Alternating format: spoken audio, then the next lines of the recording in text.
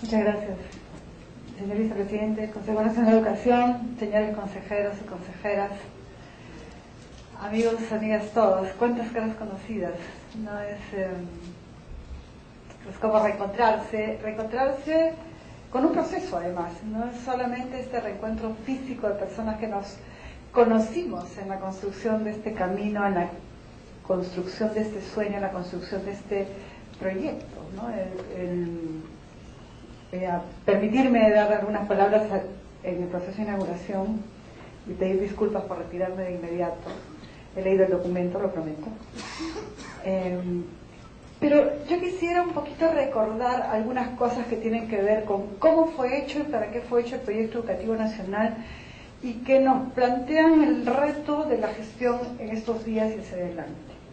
Si ustedes recuerdan, el Consejo Nacional de Educación se forma en el año 2001, luego de todo el proceso que vivió el Perú después de la caída de Fujimori, en su esfuerzo por democratizarse, en su esfuerzo por institucionalizarse.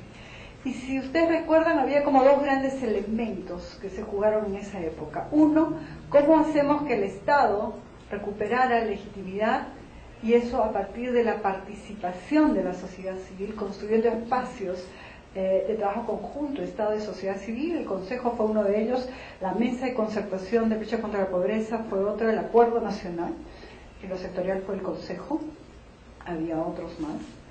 Y la otra idea fuerza en esto fue, tengamos políticas de Estado. Tengamos políticas de Estado que trasciendan gobiernos, que trasciendan personas y que por lo tanto generen procesos sostenidos y sostenibles de cambio en los desafíos que se proponía el Perú. Cuando llegamos a la aprobación del Proyecto Educativo Nacional veníamos como desde esas dos fuerzas, desde esos dos mandatos que asumimos por supuesto en la gestión.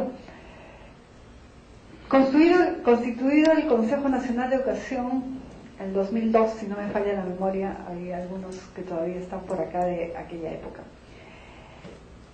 Tuvimos muchas preguntas para hacernos. Primero, ¿cuál es la naturaleza del propio Consejo? Tuvimos que inventarnos el Consejo Nacional de Educación y preguntarnos de dónde vendría su legitimidad, y su legitimidad fue construida desde la relación con la sociedad civil, desde la relación con la comunicación, con la comunidad educativa, desde la relación con las instituciones empresariales y del Estado. Y luego se tuvo que preguntar qué era el Proyecto Educativo Nacional, qué se esperaba de ese documento, qué se esperaba de ese instrumento, qué tendría que ser, hasta dónde tendría que llegar, cómo tendría que formularse. Todo eso tuvo que ser inventado en el proceso de discusión, y tuvimos dilemas muy importantes. Un dilema fue, ¿qué educación para qué sociedad? El Consejo no podía ser el modelo de sociedad que tenían que trabajarse para saber qué educación. Entonces, acudimos a lo que tenía el país en ese momento de discusión, y lo que tenía el país en ese momento de discusión era el documento del Foro del Acuerdo Nacional. Y por eso, en la introducción del proyecto educativo están marcados esos grandes campos que marca el Acuerdo Nacional, que son todo lo que es competitividad y economía, toda la parte que es equidad y bienestar, toda la parte que es democracia y la parte que es la reforma o el desarrollo del Estado mismo como institución. Y decimos que sería el marco problemático, y que ahí estaban las líneas por las cuales estaba la aspiración del Perú que quería ser. Y recogimos eso desde una problemática que se nos planteaba, que tenía que ver con qué tipo de enfoque íbamos a poner al proyecto, y se decidió que en la discusión tenía que ser el enfoque del desarrollo humano, que admitía la lógica de personas que tienen necesidades, potencialidades, que tienen derechos, que tienen oportunidades, y que tienen la posibilidad del ejercicio de la libertad.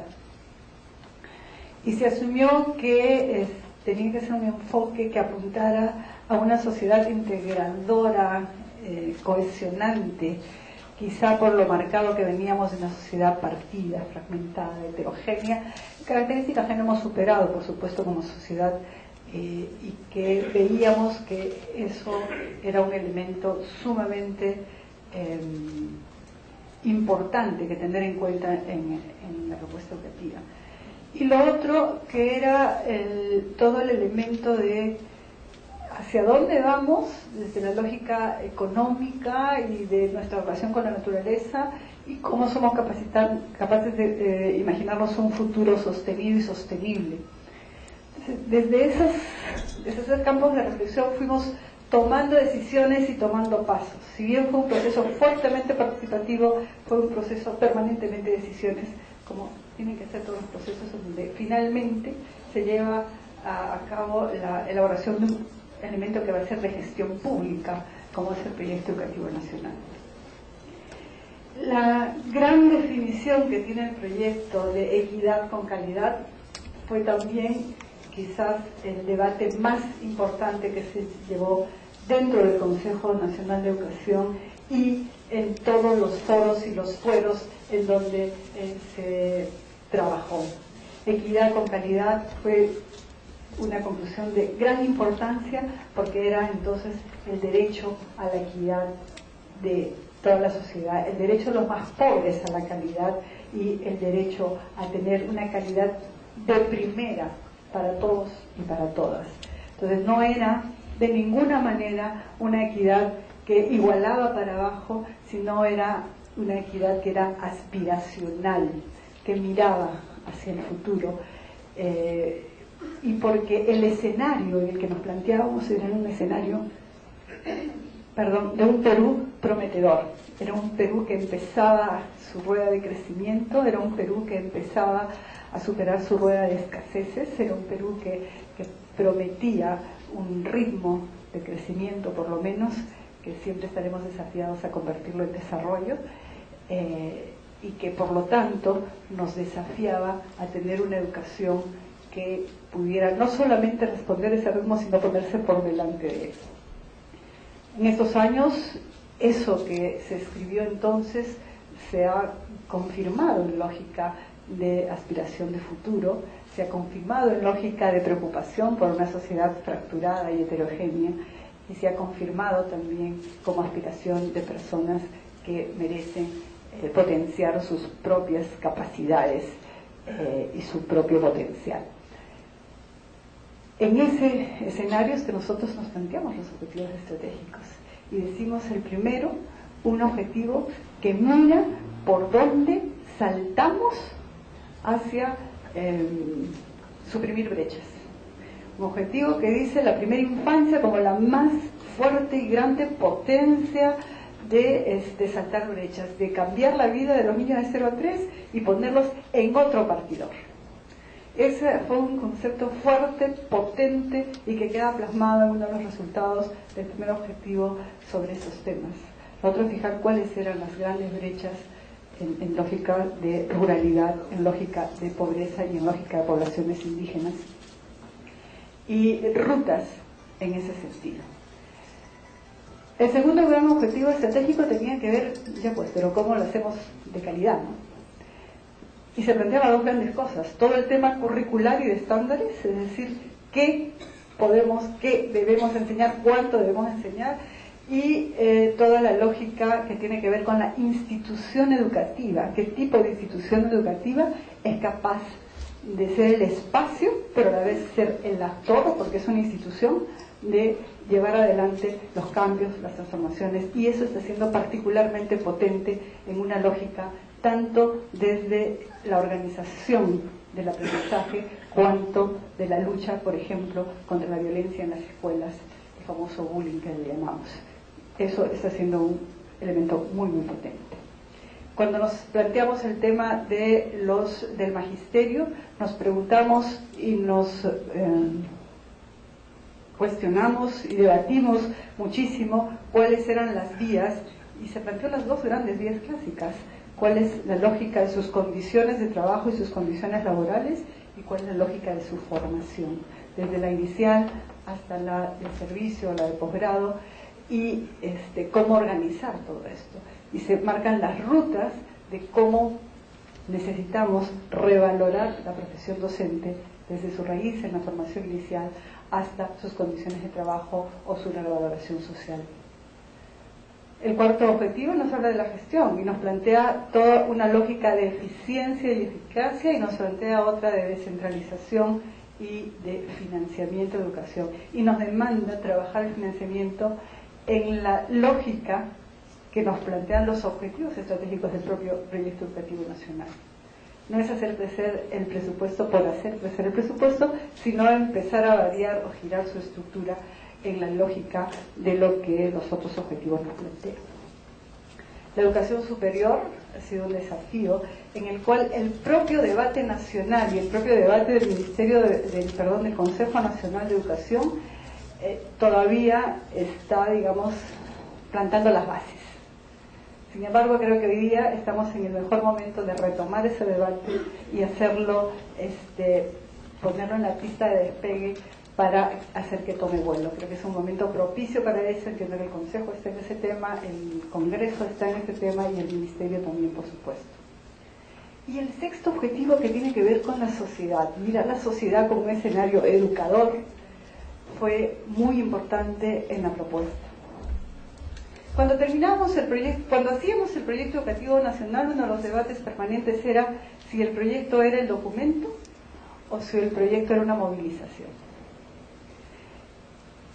Por supuesto el documento era indispensable, pero la apuesta fue que si el proyecto no era una movilización, que si el proyecto no era vivido, sentido, creído por quienes estábamos haciendo la educación, y esos son los padres, las madres, los maestros, los directores y por supuesto los que estamos en la gestión pública, no tenía sentido. Y ese es un elemento que para la gestión es fundamental. Por eso estas lógicas de generar movilización en los procesos de buen inicio del año escolar, en el proceso de los aprendizajes, en los procesos críticos que ha tenido el Ministerio de Educación o en los más importantes, es un intento que seguimos construyendo. ¿Cuánto vamos a avanzar en eso y cuánto más podemos configurar? Eso es un pendiente que tiene que ver con cuánto seguimos trabajando en eso y cuánto somos capaces de fortalecer institucionalidad, que es un desafío importante para el país. Y el otro reto que fue quedando claro cuando terminábamos de hacer el Proyecto Educativo Nacional era que eso desafiaba un estilo de gestión.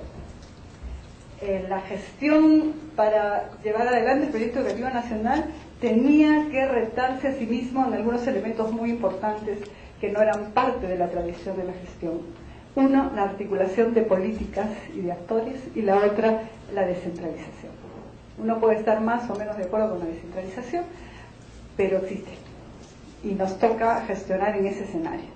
Y construir eso es un elemento que trabajamos en el día a día.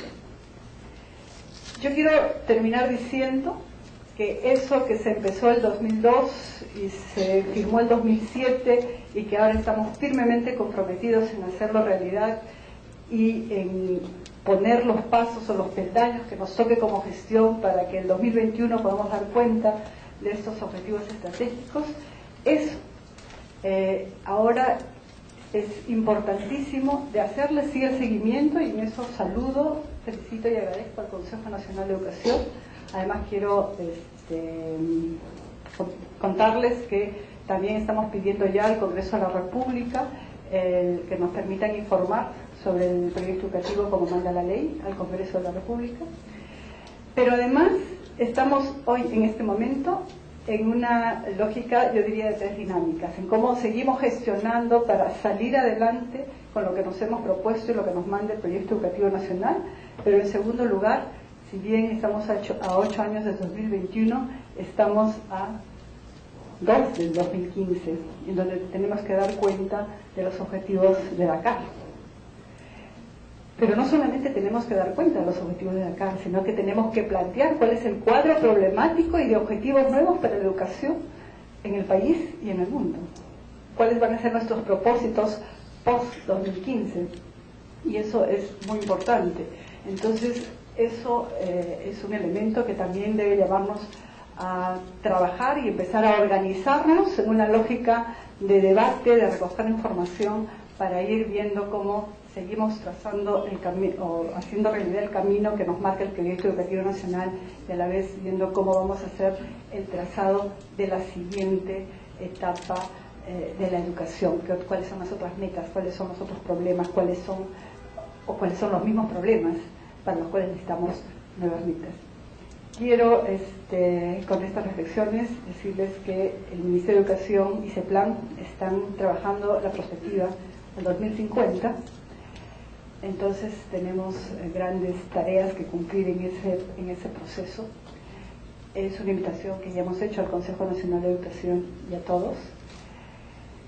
Y decirles que desde estos desafíos de lo que pasa adelante, de tener el día a día y de estar prácticamente al día siguiente del inicio del año escolar, es para mí realmente un privilegio y una emoción muy muy grande estar con ustedes inaugurando un evento en el cual se hace un año más el balance del Proyecto Educativo Nacional al 2021. Muchas gracias.